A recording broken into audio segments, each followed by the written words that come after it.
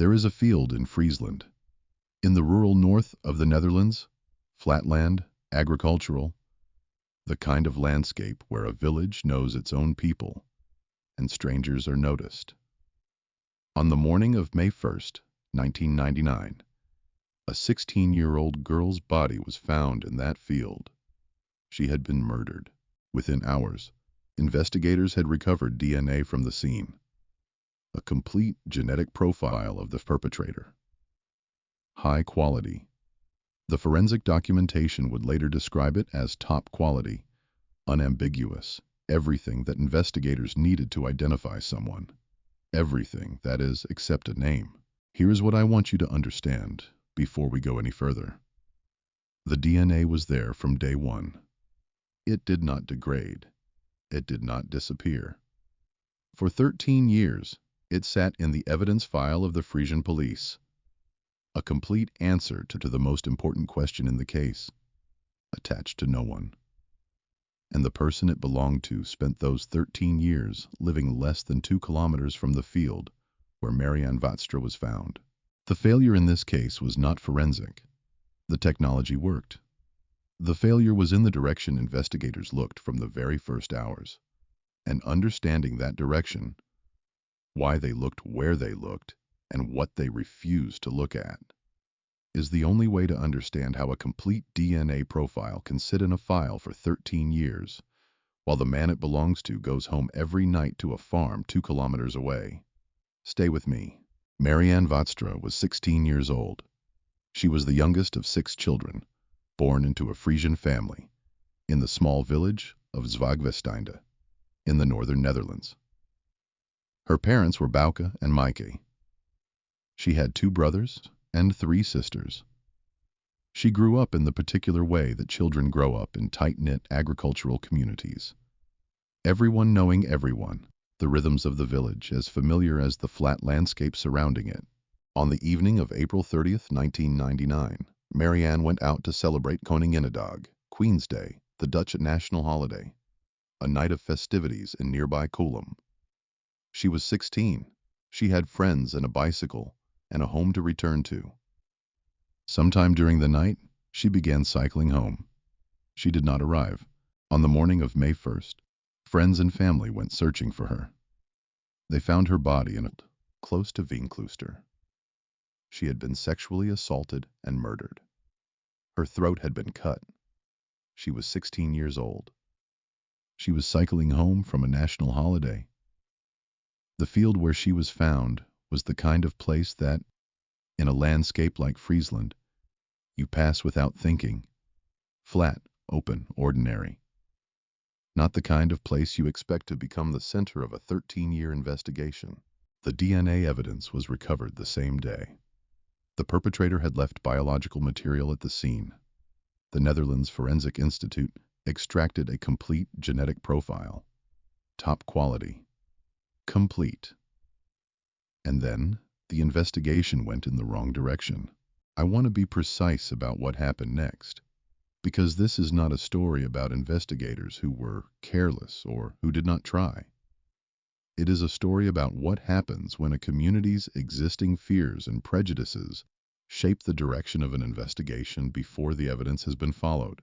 Near the field where Marianne was found, there was an asylum seekers center, a facility housing refugees and asylum applicants, people from elsewhere, people who did not belong to the closed community of Frisian villages in the way that the locals did. Within hours of Marianne's body being found, the blame shifted toward the asylum seekers. There was no evidence pointing in that direction. The DNA profile, sitting in the forensic file, pointed toward a biological individual who could have been anyone in the region. But the asylum seekers center was nearby. The residents were outsiders, and in a community processing the violent death of a local teenager. The logic of the outsider, the person who does not belong, the person who could be capable of something the community cannot accept coming from within itself, was apparently sufficient to organize the investigation's early focus. A riot broke out against the asylum seekers center. A man named Ali H. became the primary suspect in the media. He was identified, hunted, arrested in Istanbul in October 1999. The coverage described him as a fugitive. The framing was, as one academic analysis put it, guilty until proven innocent. His DNA was tested against the evidence profile. It did not match. Ali H. had nothing to do with the murder of Marianne Vaatstra. He was released, exonerated. The DNA was clear. And then something happened that I find, in some ways, the most troubling detail of this entire case. Despite the DNA exclusion, despite the forensic record establishing, definitively, that Ali H. was not the perpetrator, he continued to appear in Dutch media coverage of the Vaatstra case for years. Named. Associated. The exoneration did not erase what the initial coverage had written into public memory. An innocent man was named in connection with a murder he did not commit. His innocence was established by the same science that should have, from the first day, been the organizing principle of the investigation.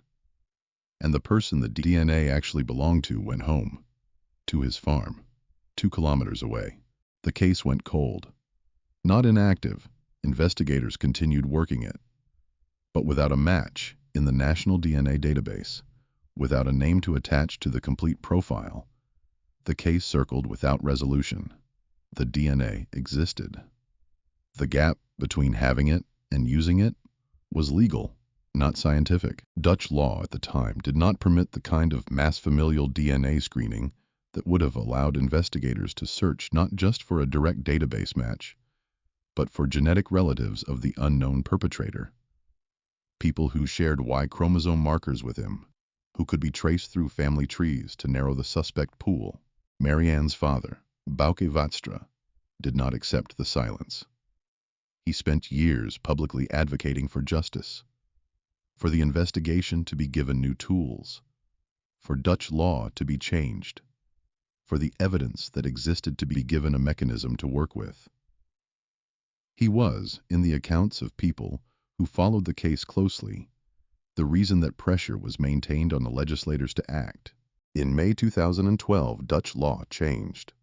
Familial DNA searching. The process of using Y chromosome DNA to identify not a direct suspect but a cluster of related male individuals was formally authorized for criminal investigations. The Vaatstra case was selected immediately for this new method. The Netherlands Forensic Institute, working with Radboud University, had developed a software system called Bonaparte, specifically designed to process complex familial DNA data at scale. The system could analyze thousands of samples rapidly, identify probability matches based on shared genetic markers, and flag clusters of related individuals for further investigation, all while maintaining strict privacy protections. In September 2012, the decision was made to conduct a mass DNA screening of men in the relevant geographic area. Not a mandatory test, a voluntary request. 7,300 men showed up. I want to pause on that number. 7,300 people, men from the communities around Zwaagwesteinde and Vinkloster, voluntarily came to specially set up DNA testing stations, had the inside of their cheeks swabbed, and submitted their genetic material to help solve the murder of a 16-year-old girl that had happened 13 years earlier. That is approximately 87% of the men who were invited to participate. The samples were processed through Bonaparte. Strict privacy protocols governed the analysis. Each sample was linked only to an anonymous identifier during processing, and all samples except the match would be destroyed after the investigation concluded. The Y chromosome data was analyzed for familial patterns. Mathematical models assessed the probability of family relationships. The system worked through the samples systematically. After processing a little more than half of the submitted samples, Bonaparte flagged a match. A familial connection. A cluster of related men whose Y chromosome data showed a significant probability of relationship to the perpetrator's DNA profile. A second, confirmatory DNA analysis was conducted on a specific individual identified through the familial search. The match was confirmed. The mass screening was terminated immediately. No further samples were processed. The answer was already found. The man whose DNA matched the complete profile recovered from the field in 1999 was Jasper Steringa. He was 45 years old. He was a farmer. He lived less than a mile and a half from the field where Marianne Vaatstra's body had been found. He had lived there for 13 years. He confessed shortly after his arrest. He was convicted in April 2013 of the rape and murder of Marianne Vaatstra. He was sentenced to 18 years imprisonment. The DNA that identified Jasper Steringa was collected on May 1, 1999. The same morning Marianne's body was found. It was complete. It was high quality. The science that eventually matched it to him was the product of legislative change that happened in 2012. But the underlying forensic capability to extract and preserve the profile had existed from the very first day. 13 years. The Vaatstra case drove significant changes in Dutch forensic law and practice. The Bonaparte software became a model studied by forensic scientists across Europe. The case is referenced in academic literature on DNA evidence, mass screening ethics, and the governance of forensic technology. It is, in the formal sense, a landmark. And I want to sit with the other thing it is. The community that surrounded Marianne Vaatstra on the night of April 30th, 1999. The community that pointed at the Asylum Seeker Center, that built a media narrative around Ali H., that participated in a riot against people who had nothing to do with what happened in that field. That same community, 13 years later, sent 7,300 men to a DNA testing station to help solve her murder. 7,300 of them, voluntarily, 87%, and the answer was 2 kilometers away the entire time. Jasper Steringa attended community events in those years, in all likelihood. He drove the same roads. He was a neighbor. He was one of the people the community had never considered, because the community had decided, in those first hours, that the answer must be an outsider.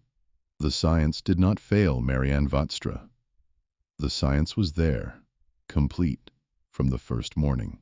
What failed was something harder to fix than a forensic database or a legislative gap.